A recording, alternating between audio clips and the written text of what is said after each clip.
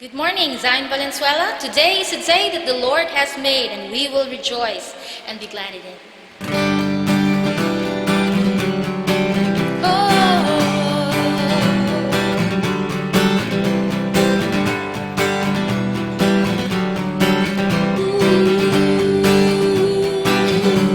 I'm casting my cares aside and leaving my past behind. I'm setting my heart and mind on you, Jesus.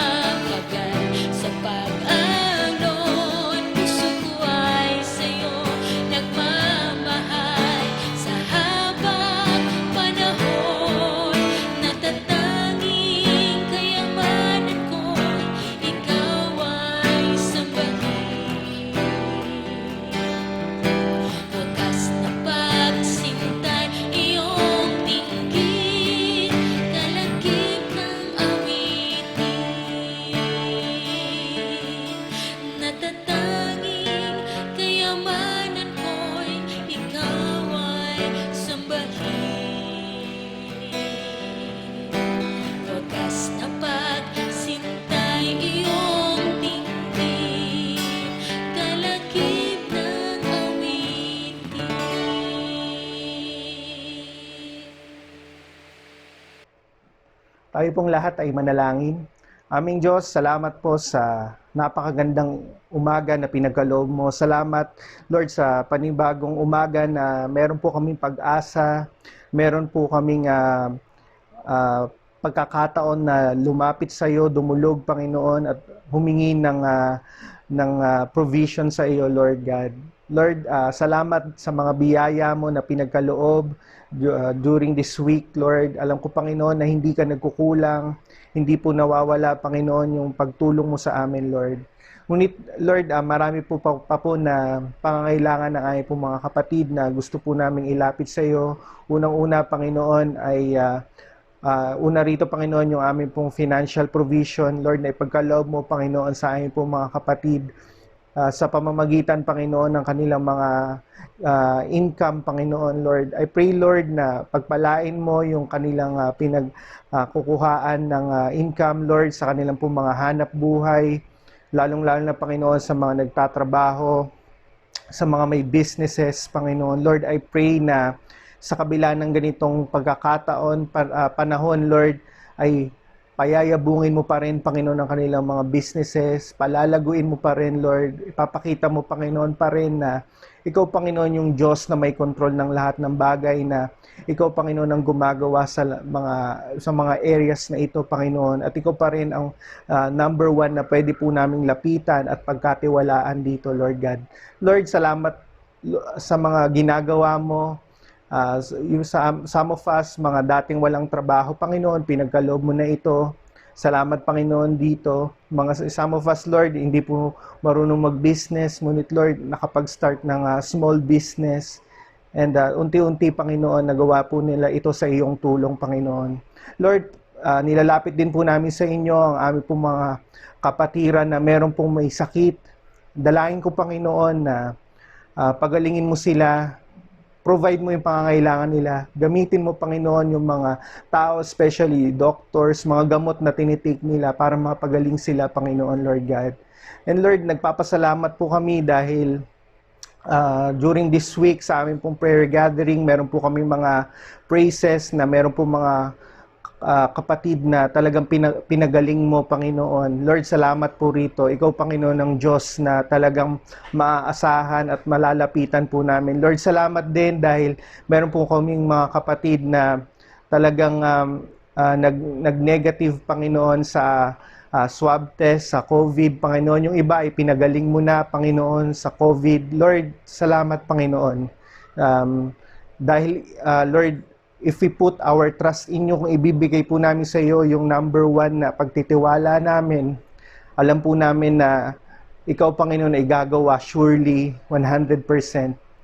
Salamat po, Panginoon, dito. Lord, patuloy din po namin nilalapit sa iyo, Panginoon, ang aming pong mga pangangailangang physical, mental, Panginoon, especially mental health, Lord God.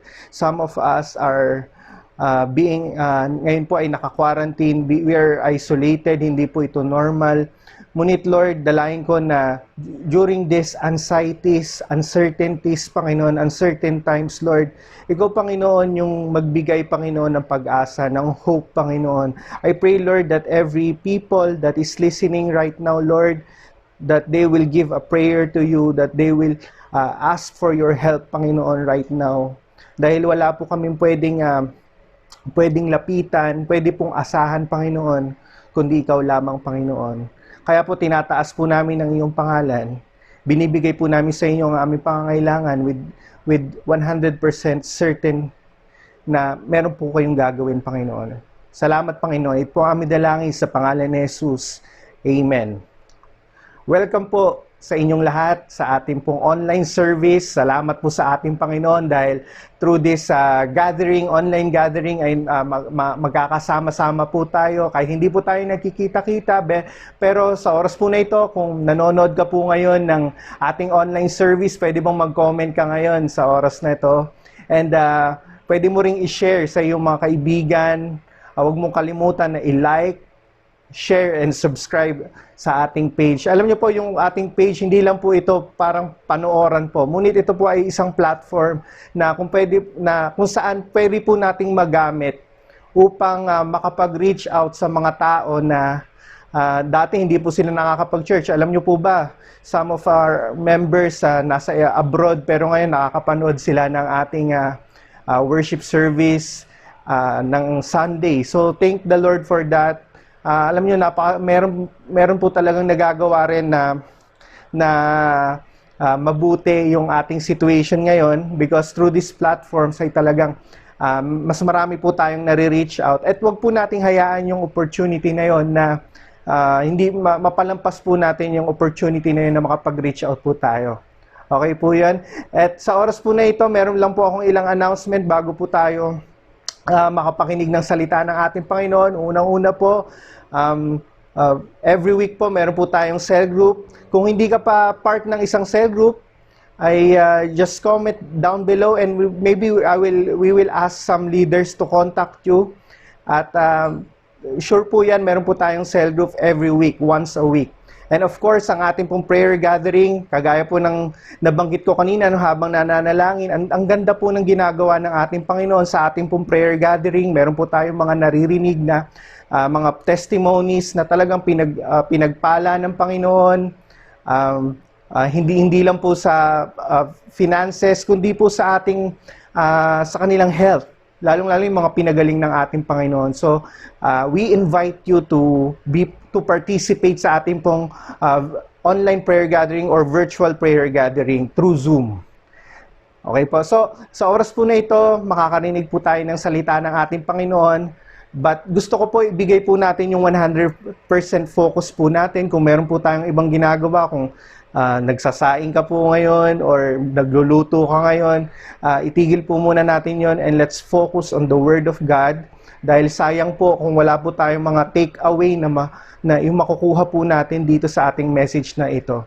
Okay po, so sa oras po na ito, makakarinig po tayo ng salita ng ating Panginoon na ibabahagi po ng ating pastor, Pastor Alan Season. Muli isang magandang umaga po sa inyong lahat. Tayo po ay mag-aaral muli ng salita ng ating Panginoon and we know the Lord's good at all times. Kaya nga po, yung salita po niya ay talagang inspirasyon po sa atin tuwing araw po ng linggo. At alam ko po, ayaw niyo pong mamiss po yun. And alam ko po, sapagkat ito po ay laging may dalang biyaya po at encouragement para po sa atin sa bawat araw ng linggo po na ito. Kaya tayo po muli ay manalangin sa ating pong pagsisimula sa pag-aaral po ng salita ng ating Panginoon. Samahan niyo po ako. Aming Diyos, salamat po for this time na kami ay mag-aaral ng iyong salita. Once again, we ask for wisdom, we ask for your leading, we ask for your guidance sa akin po na magbabahagi nito at maging Panginoon, higit sa lahat sa mga tao makikinig. Kaya Panginoon, pagpalain mo kami sa aming po mga tahanan sa oras po na ito at talagang huwag mong hayaan na merong anumang bagay na talagang mag-aagaw ng aming atensyon, Panginoon. Hayaan mo lamang, Panginoon, na kami makapag-focus sa inyo sa umaga po na ito. Hayaan mo na ikaw po ay aming mapupurihan sa pag-aaral ng inyong mga salita. Kaya Lord, salamat po. Ito po ang aming dalangin sa pangalan ng aming Panginoong Jesus. Amen.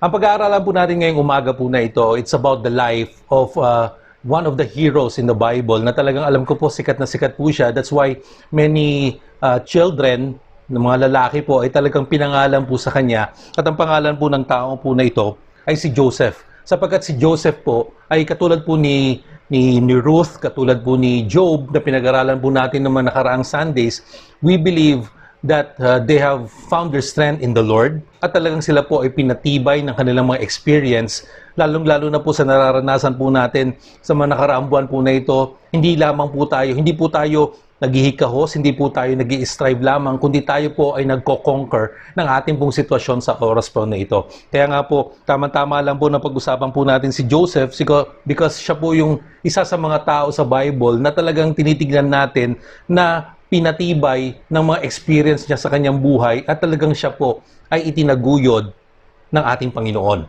Kaya nga po si Joseph po, kilalang kilala po siya dahil alam po natin he has suffered so much while he was in prison. He was accused wrongfully dahil siya po ay pinagbintangan na ng rape pero alam po natin na hindi po yun totoo. Pero nakikita po natin dito that in spite of all the experiences that he had, siya po ay patuloy naging faithful at talagang naging patuloy po na tapat sa ating Panginoon. And one of the secrets of the life of Joseph, kung bakit po siya nagtagumpay sa kanyang buhay, ay sapagkat siya po yung tao na natuto na maghintay ng kalooban at yung kilos ng Diyos sa kanyang buhay. Kaya nga po, actually, ang challenge ko po sa inyong umaga po nito, that's why ang title po ng ating message this morning is Waiting on the Lord. Bakit po? Because naniniwala po ako ng paghihintay po sa ating Panginoon ay ang magseset po ng perfect timing sa buhay ng bawat isa sa atin. And once na natuto po tayo na kumilos ang ayon sa timing ng ating Panginoon, everything will be right sa ating pong buhay. Kaya nga po, ngayong umaga po na ito, my question is, are you willing to wait for God in your life?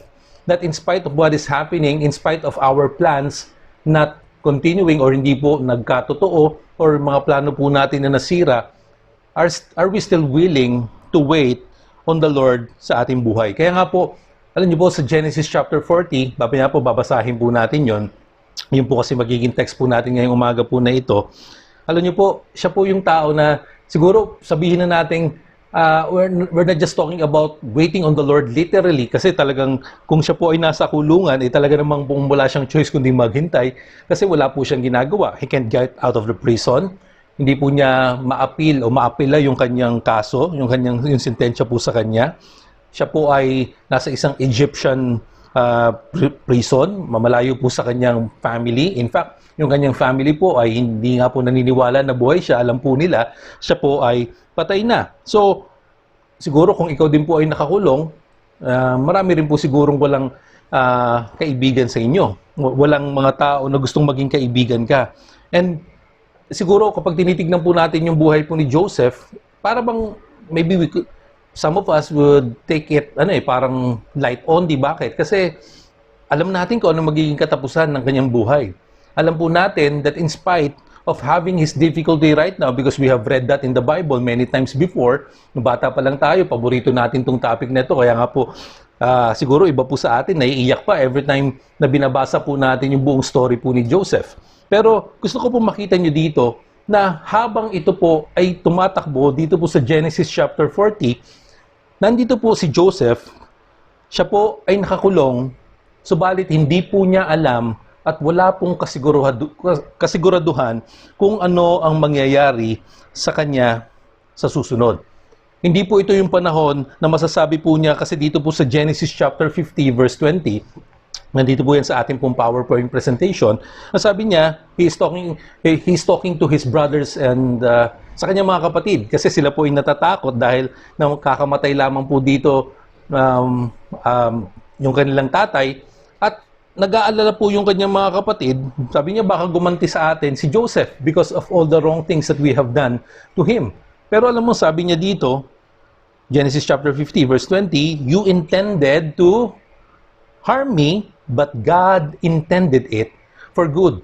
But there is no way Joseph can say this kung siya po ay nandun pa lamang po sa Genesis chapter 40, because during that time, walang ka-idea si Joseph that someday he will be the ruler, second only to Pharaoh, ruler of Egypt.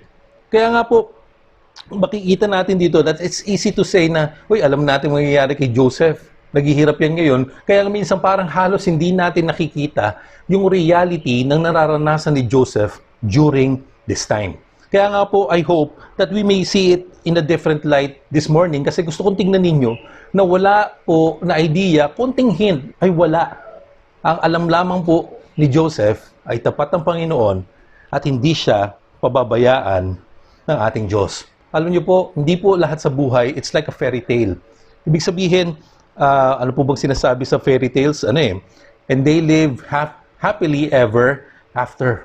Pero minsan po, hindi po ganon yung assurance sa buhay ng bawat isa sa atin that if we are experiencing trials and challenges today, hindi po natin alam kung kailan, hindi po natin alam kung ano at saan tayo dadalhin ng mga sitwasyon ng buhay natin sa kasalukuyan. And that is the struggle of Joseph during that time. Okay po? So, nakita lamang po natin dito that yung nangyari, nagkaiba po yung kanyang buhay, starting lamang po doon sa Genesis chapter 41. Okay po? Pero sa Genesis chapter 40, hindi po niya alam kung ano ang mangyayari sa kanya. Pero kung gusto po nating i-summarize yung Genesis chapter 40, Simula pa lamang po ng Genesis chapter 40, matatagpuan na po kaagad natin si Joseph na nakulong. At pagkatapos sa kulungan, nakasama po niya yung dalawa na former po na mga officials sa palasyo. Ayun po yung chief baker at saka yung chief cupbearer. At yung dalawa po na ito, may kanya-kanyang panaginip. So, 2 men, 2 dreams, and 2 different interpretations. Yung isa po ay namatay, at yung isa po ay nabuhay.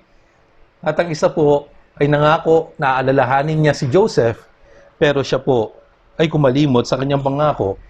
Nagsimula po ang Genesis chapter 40 na si Joseph ay nakakulong.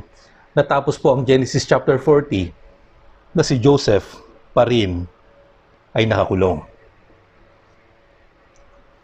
My challenge to you this morning ay hintayin natin, let's wait on God. But the truth is, probably waiting is perhaps the hardest discipline sa buhay Kristiyano. It is one of the hardest discipline of the Christian life. Sapagkat karaniwan po sa atin, ayaw na ayaw po natin na maghintay.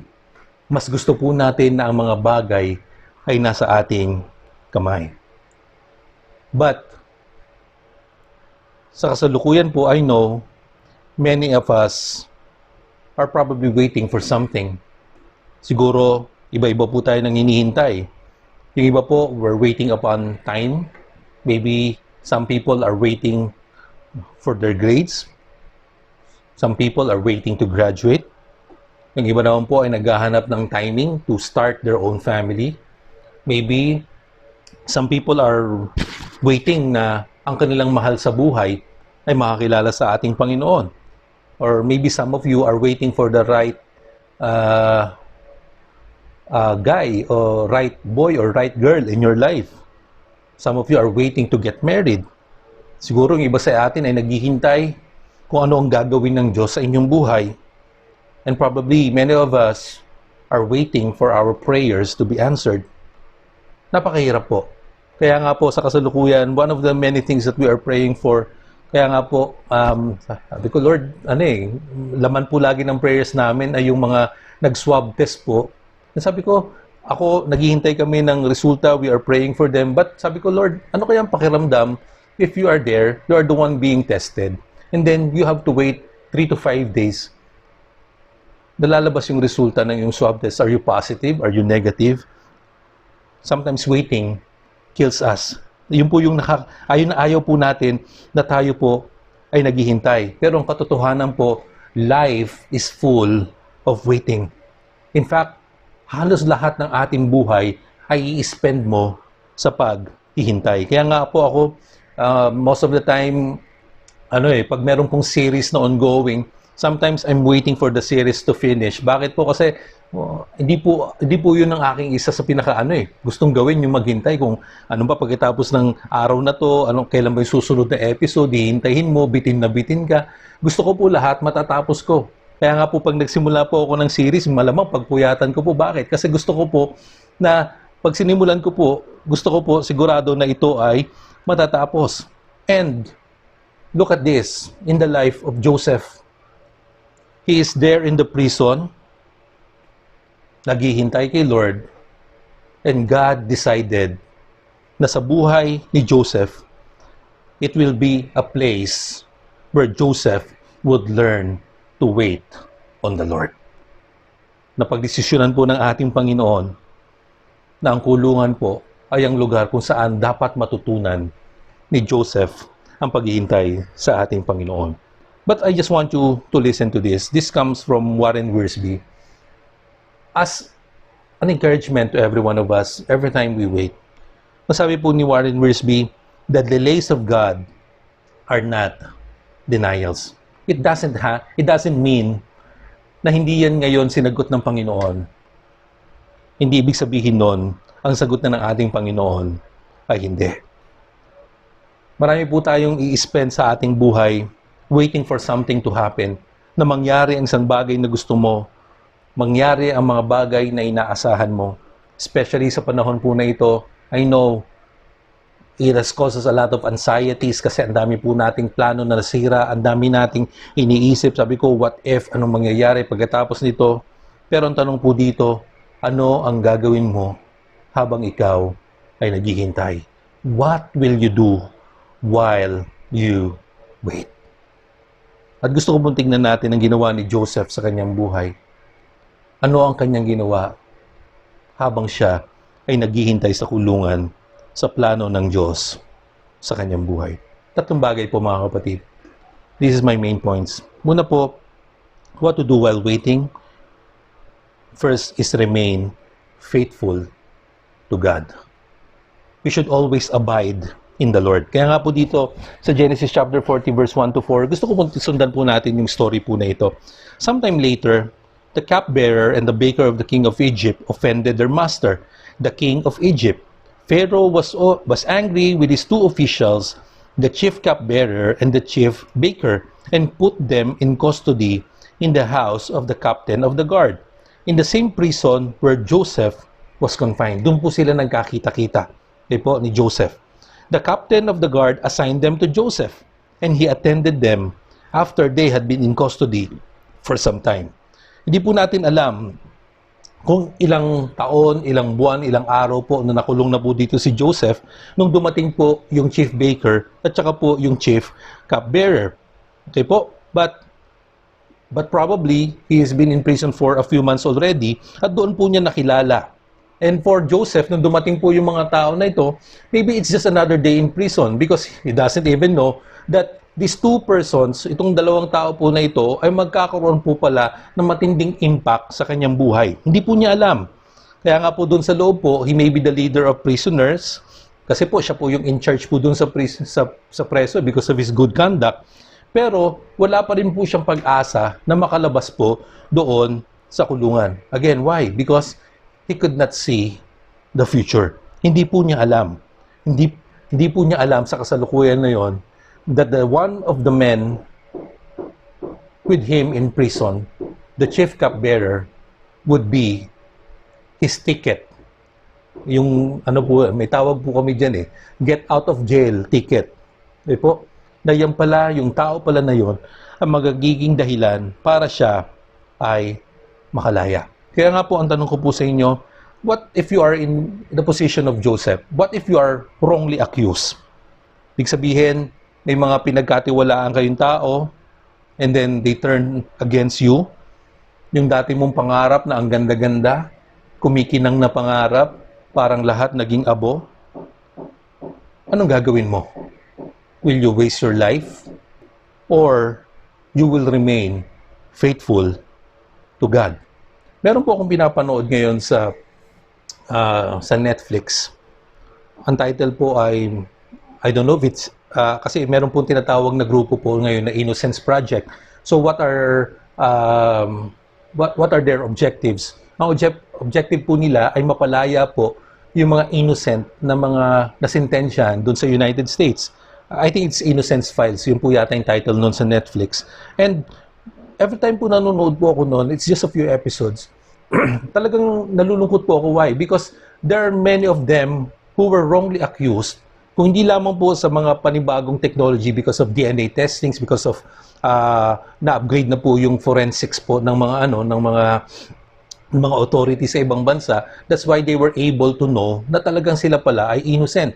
At yung iba po sa kanila, alam nyo, nakulong nang sila po ay 19 years old, 20 years old, and they've been in prison for some of them, some 15 years, some of them spent 25, 30 years in prison, and they don't even know kung sila po ay makakalabas pa doon sa kanilang kulungan. Sabi ko, Lord, if I'm in there, sa loob ng prisoner, and everybody seems not listening to me, parang walang gustong makinig sa akin. Parang lahat ng pangangatwiran ko, lahat ng I'm not in control of my life. Lord, anong gagawin ko? Will I still trust you?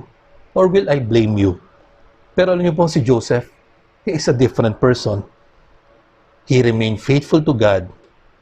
And in fact, to his duties. That's why, nung nakulong po si Joseph, why he was put in charge of other prisoners, bakit po siya yung parang siya yung mayor doon, parang siya yung boss ng ibang mga prisoners sa loob ng kulungan?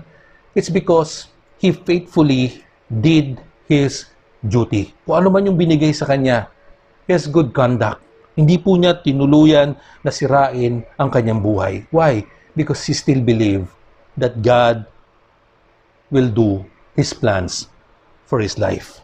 Kaya nga po, alam niyo po, sabi nila, the things that you do every day, yung routine mo sa buhay, yan daw po yung seeds yan daw po yung mga buto na itatanim mo na magdidikta ng iyong future. Kaya nga po yung mga maliliit na mga bagay na ginagawa natin araw-araw, the way we conduct our life with integrity, with honesty, honest to your work, kahit walang nakakita, ginagawa mo yung maayos yung trabaho mo, ginagawa mo ng tama, ginagawa mo, binibigay mo yung the best mo, you are planting seeds for your future. And above all, you know that you are doing that not for men, but above all, you are doing that for God. Kaya nga po, sa buhay po natin, tingnan nyo po ito always let the Bible, let the Word of God remind you of what are the things that you needed to do every day. Ano ba yung attitude mo sa lahat ng mga bagay na ginagawa mo? Dito po sa Ecclesiastes chapter 9 verse 10, whatever your hands finds to do, do it with all your might. Ibig sabihin, you don't need to do things half-heartedly. Ibig sabihin, nandoon nakabuhos yung puso mo, yung kaluluwa mo sa lahat ng ginagawa mo. It means you are doing the right thing at all times, kahit walang nakakakita. Kaya nga po, itong verse po na ito reminds us that we need to take hold of ordinary responsibilities in life. Kunyari, ang trabaho mo sa bahay, ikaw ay estudyante, mag-aral kang mabuti, kahit walang nakakita sa'yo. Kung ikaw ay anak pa lamang, kung ikaw ay naghuhugas ng plato, ikaw ay inutusang magpakain ng aso, lahat ng mga simpleng mga bagay, these are ordinary things. But you are planting good seeds for your future. Di po? Kung tayo naman po ay nagtatrabaho na, mga magulang, or you are single pero ikaw ay nag-work, you are doing the right thing sa iyong trabaho, in your job, kahit di ka nakikita ng boss mo, kahit ikaw ay nag-work at home, di ba? Pag nag-work at home po tayo, walang boss, di ba? Minsan, kahit naman, hindi naman po talaga, yung iba busy sa work at home, yung iba hindi naman po masyadong busy, pero ikaw po ang gumagawa mag-isa. Di po? But are you doing the right thing every time na ikaw po ay nasa iyong sariling tahanan? That's why, alam niyo po it's easy to live yung life na para bang walang kinabukasan. Pero ako po naniniwala, because you believe in God, you want to remain faithful, and you will choose to do what is best at all times. Kaya nga po, para sa buhay po ng bawat isa sa atin, gusto ko pa makita po ninyo ito mga kapatid, na dapat maniwala ka na ang kamay ng Diyos ay patuloy na kumikilos sa buhay mo. Because yun ang ginawa ni Joseph He believed that the hand of God is always working sa kanyang buhay. Okay po? He was always faithful to the Lord. And the reason, alam niyo po, naging maganda po yung relationship nito ng cupbearer, ng baker kay Joseph. Why? Because he did his duties as a person in charge of the prisoners. At hindi po niya alam na yon ang gagamiting dahilan ng Panginoon para gawin ni Lord ng Diyos ang plano niya para kay Joseph. That's why this is the question for point number 1. Will we be faithful? Tayo pa rin ba ay magiging tapat even though life makes no sense? Kahit yung nangyayari sa buhay natin, Lord, bakit ba ako magpapakatapat? Nandito ako, nakakulong, hindi ko nga deserve to Hindi ko naman trabaho na asikasuhin yung ibang prisoners Wala naman ako, dapat wala ako dito, dapat nasa labas ako. But still, Joseph did his duty. That's what he did while waiting for the plan of God. Pangalawa po, remain faithful to God. Pangalawa, keep serving God. Let's look at chapter 40, verse 5 to 8. Genesis chapter 40, verse 5 to 8. The cupbearer and the baker of the king of Egypt, who were being held in prison, had a dream the same night, and each dream had a meaning of its own. When Joseph came to them the next morning, he saw that they were dejected. So he asked Pharaoh's officials who were in custody with him in his master's house, "Why are your faces so sad today?" "We both had dreams," they answered, "but there is no one to interpret them." Then Joseph said to them, "Do not interpretations belong to God? Tell me your dreams." Kung mapapansin niyo po, kaya nga po si Joseph po, ang sikat po siya sa pangalan na Joseph the Dreamer. Bakit po? Because hindi lamang po siya nanaginip din, hindi lamang po siya nagkaroon ng sariling panaginip, siya rin po ay ginagamit ng Panginoon to interpret his own dream and the dreams of other people. Kaya nga po sa Genesis chapter 37, si Joseph po ay nagkaroon po ng kanyang panaginip. Pangalawa po, sa Genesis chapter 40, ito po yung panaginip po ng cupbearer at saka ng chief baker. And in Genesis chapter 41, it's Pharaoh himself who will have a dream, and then they will ask Joseph to interpret it. Okay po? At mapapansin niyo po dito that dreams are very crucial kasi ito po yung naghubog. Kung mapapansin niyo po, yung pangarap, yung panaginip po ni Joseph sa Genesis chapter 37 is one of the cause kung bakit po nagalit po yung mga kapatid ni Joseph sa kanya. Because ang panaginip po niya is that someday his brothers and his father will bow down to him. Eh po, lahat po sila. So anong ibig mo sabihin? Are you setting as a person who is in authority over us? Parang ganun, kinagalit po sila. At na yun po yung nakapagdagdag ng selos po ng kanyang mga kapatid kay Joseph, dagdag po sa pagiging paborito niyang anak. Pangalawa po, nang siya po ay nanaginip po yung chief baker at saka ng cupbearer sa Genesis chapter 40, yun po yung naging dahilan para siya lumaya. Sa Genesis chapter 41, yung dreams po na ininterpret po niya yung dream ni Pharaoh is the cause kung bakit siya po ay naging mataas ang posisyon doon sa Egypt. Kaya nga po, for the life of Joseph, it's very crucial. Kaya nga po, yung willingness po niya to interpret ay isa daw, sabi po nila, maybe during that time na nung nandun po sa Genesis chapter 37, nung siya po ay nagbigay ng dreams at alam po niya na, sabi niya, baka magalit yung mga kapatid ko sa akin, kaya siya nakakulong, kaya siya nandun sa Egypt, kaya siya tinangkang patayin ng kanyang mga kapatid. Sabi niya, maybe it's now time to stop dreaming. It's now time to stop interpreting dreams. Kasi napapasama ako eh. Pero alam niyo po, doon, sa Genesis chapter 40, nung sinabi po nung cupbearer at saka nung baker yung kanilang dream sa kanya, alam niyo po, si Joseph, hindi po siya nagdalawang isip na interpret yung dream po ng dalawang tao po na ito. Why? Because sabi nila, even this time, Joseph has not given up on his own dreams. Because he still believed that those dreams, even though it has caused him a lot of pain, it has caused him enslavement. Maybe there will be a pain of rejection, false accusation, imprisonment, but it never stopped him. Why? Because he knows that God is in control of everything. He believes that God will someday, yung mga panaginip na yon ay talagang mangyayari sa kanyang buhay. Kaya nga po, mapapansin niyo po dito, Genesis chapter 14 verse 8, ulitin ko lang po yon. And they replied, "We both had dream last night." Meron kaming panaginip eh. Pareho kaming nanaginip, sabi nung cupbearer at saka nung baker. Pero wala pong gustong magpaliwanag. At diyan po highlight ko po, nasabi po doon, interpreting dreams, it's God's business. Alam niyo po, mapapansin niyo po kaagad doon, dahil siya po ay hinanap, sabi niya, wala akong kakayanan. Ang Diyos lamang ang may kakayanan na mag-interpret ng mga panaginip na to. Now tell me, sabihin niyo sa akin. Joseph, sabi po nila, he stood out. He is one of a kind. Alam niyo po kung bakit? There is only one thing that will make you special. Joseph is one of a kind.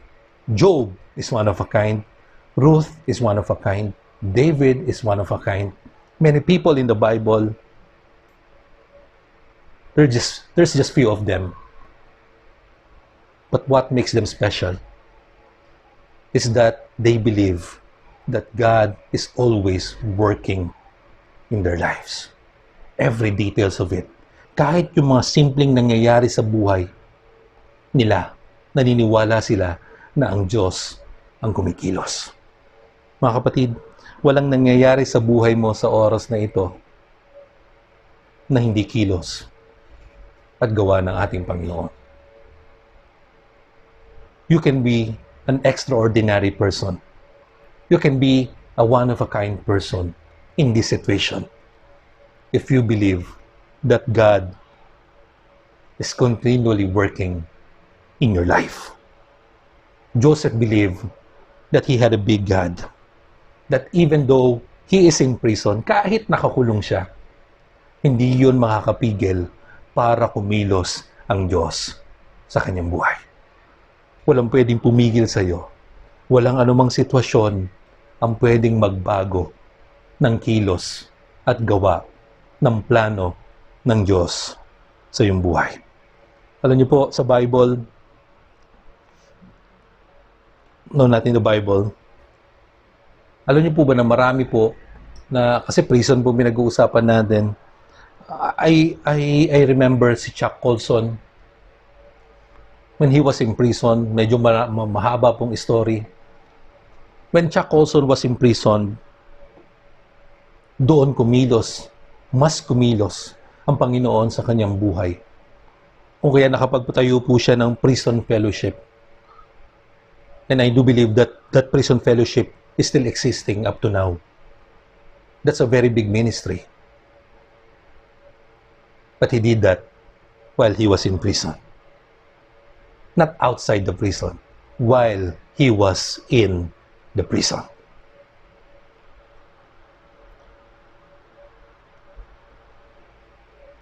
Wala pong pwedeng pumigil sa atin.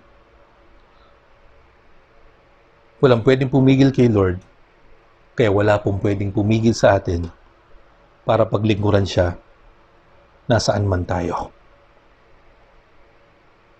Maybe we're not talking about places right now. But what we are talking about right now is about your current situation. But remember, even if your current situation looks like a prison, hindi ka kaya niyang itago, hindi ka niyan kayang pigilan, sapagkat ang Diyos ay kayang kumilos sa iyong buhay. You can still be effective and you can still be used by God. That's why you must keep on serving God. Pangatlo po, remain faithful, keep on serving God. And number 3, the third thing that Joseph did is that he never stopped putting his hope in the Lord. Genesis chapter 40, di ko po ito nilagay niyan dahil sobrang haba po. In Genesis chapter 12 verse 13, of course, what happened? Kasi ang panaginip po niya, sabi po ni Joseph sa panaginip ng dalawa, hindi ko na po ikikwento yung panaginip nila bawat isa.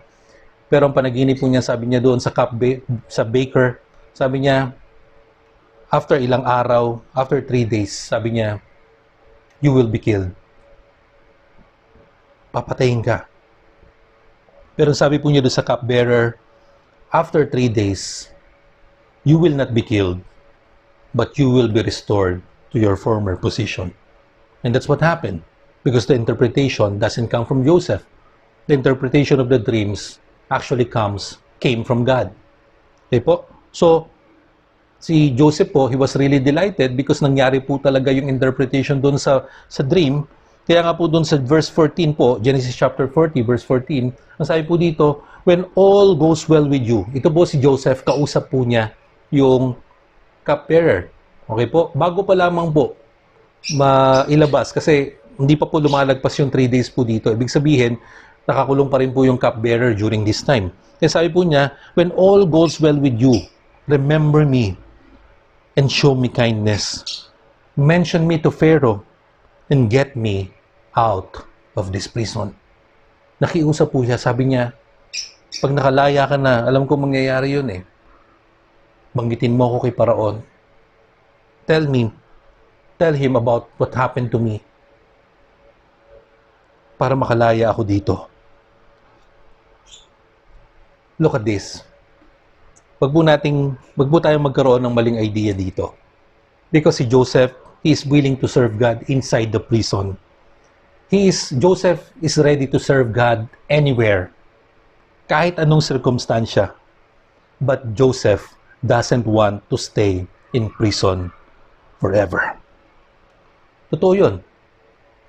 Tinatanggap po ni Joseph kung anong kanyang sitwasyon at hindi yun pipigil sa kanya para maglingkod kay Lord.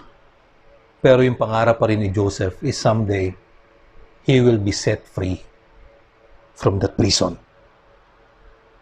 And of course, 2 years later, kasi nung nagkaroon po ng panaginip yung Paraon, dun lamang po, after 2 years, nang nakalaya po yung cupbearer at nagbalik po sa kanyang posisyon, 2 years, kung hindi po nagkaroon ng panaginip si Paraon, hindi po niya maaalala na si Joseph ay nakakulong at kaya mag-interpret ng dream. Sabi ni Joseph, remember me. Alam niyo po, gusto kong pansinin niyo lamang po sa isang bagay na ito. Our situation, maybe your situation is not ideal right now. May contentment, may paglilingkod pa rin, may katapatan pa din sa ating Panginoon. Pero wag mong hahayaan ng expectations mo kay Lord ay maging mababa. Kahit yung mga bagay na sitwasyon mo ay naglilingkod ka pa rin kay Lord, wag mong bababaan ang inaasahan mo sa ating Panginoon. Genesis chapter 40 verse 23. The chief cupbearer, however, did not remember Joseph. He forgot about him. Siguro, tuwan-tuwa na si Joseph dahil sa wakas, meron na akong boses kay Paraon, meron na magsasabi sa kanya. But after 2 years, hindi po siya naalala pa rin ng cupbearer. Paano kung hindi siya naalala ng cupbearer? Paano kung totally nakalimutan siya ng cupbearer? Paano na ang plano ng Diyos kay Joseph? Siguro sa pagkakataon po na ito, paano kung hindi ako maalala? Siguro naglalaro sa isip ni Joseph, what if I die in prison? What if the cupbearer never remembers me? Siguro iniisip ni Joseph, paano ko lilinisin ang aking pangalan? Alam niyo po, sa buhay po ng tao, we have so many what ifs. In fact, I'm very sure that you have many what ifs in your life right now. Maybe you're asking yourself, what if I lose my job? What if I never get married? Alam ko po marami pong ganun. Natatakot na hindi makapag-asawa. Di po? What if things don't work out? Paano kung pagkatapos nito, yung mga savings ko maubos na, pero hindi pa rin ako nakakabalik sa trabaho? What if our children get sick? Paano kung hindi kami makahanap ng lugar na titiran? Paano kung hindi ako matanggap dito sa ina-applyan ko na ito? We have so many what ifs in our life. Yan po yung cause ng ating anxiety. It is the cause of our worries. It is the cause of our depression in life. Pero gusto ko pong tandaan niyo po ito, mga kapatid. That if you're going to put yourself in Joseph's place, mas matindi pa po yung kanyang naranasan. Ang tanging mga tao na pwede lamang tumulong kay Joseph ay kanyang mga kamag-anak. Pero tingin niya, alam nila siya ay patay na. Ang mga kaibigan niya na nasa labas, they think that he has committed a very serious crime. Maraming pong taong kumalimot na sa kanya. Pero kapatid, huwag mo kalilimutan that in spite of this, siguro mga magiging setback sa buhay mo o kaya yung mga bagay na pag titignan natin ay hindi maganda sa buhay mo, hindi yun nakadepende doon, ito ay nakadepende pa rin sa ating Panginoon. Alam niyo po yung experience po ni Joseph sa prison reminds us of these verses. Psalm 90 verse 2. Ang sabi po dito, before the mountains were born or you brought forth the earth and the world, from everlasting to everlasting, you are God.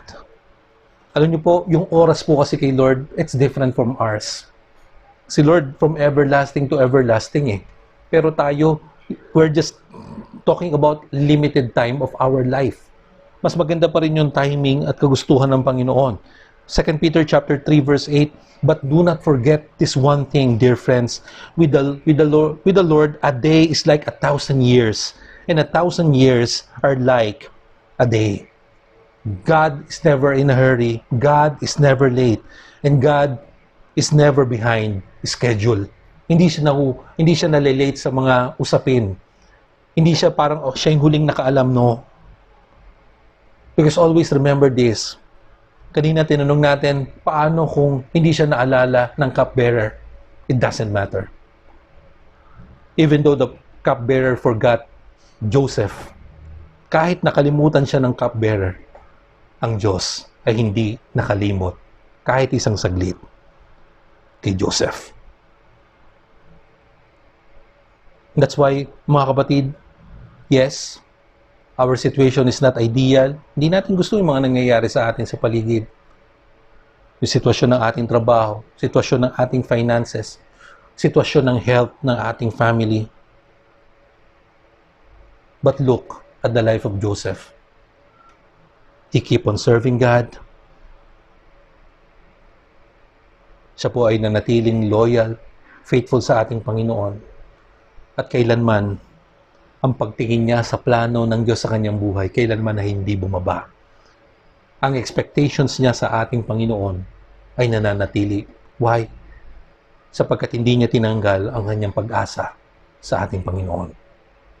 He put His hope sa ating Diyos.